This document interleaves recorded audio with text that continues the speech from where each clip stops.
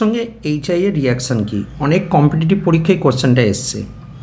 এর মেকানিজম সমেত আমি তোমাকে বোঝাচ্ছি। গ্লিসারলের প্রথমে ছবিটা আঁকছি, এটা হলো গ্লিসারলের স্ট্রাকচার।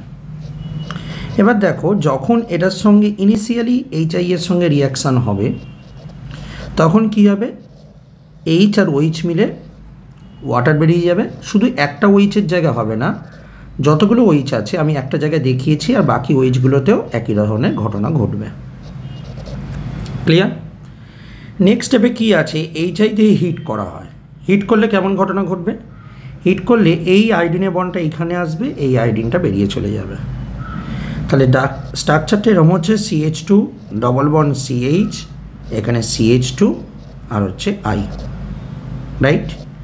এবার আরেক মোল এইচআই রিয়াকশান করবে, H প্লাস I মাইনাস। কীভাবে করবে, এই বন্ডটা খুলে গিয়ে এইচটাকে নেবে। ওকে, তাহলে দেখতে কেমন হচ্ছে, CH2 CH, আর এখানে এইচটাকে নিয়েছে, আর এই কার্বনের মাথায় প্লাস হচ্ছে, আর নিচে CH2I রয়েছে, রাইট?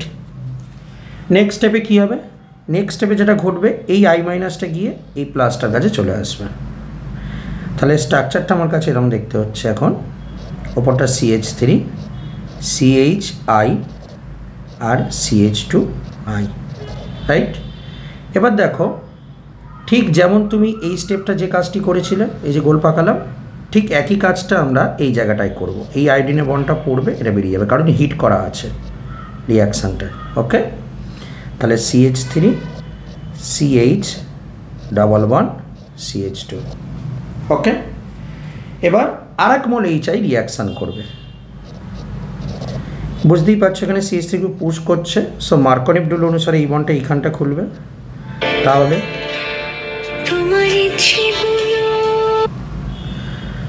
তাহলে কী হবে, CH3 CH, নিচে কী হচ্ছে CH3 আর এখানে প্লাস। নেক্সট স্টেপে I মাইনাসটা এখানে এসে অ্যাটাক করছে, তাহলে CH3 CHI আর এটা হচ্ছে CH3। ওকে, তাহলে মোট ক মোল লাগছে এইচআই, তুমি যদি দেখো 1 মোল 2 মোল আর এখানে দেখো 3 মোল লাগছে, 3 মোট 5 মোল লাগছে এইচআই, রাইট? আচ্ছা, এটার নাম কি হবে না, 2 আয়োডো 3টে কার্বন প্রোপেন। ওকে, তো ক্লিয়ার হয়েছে গ্লিসারলের সঙ্গে এইচআই এর রিয়াকশন। ধন্যবাদ।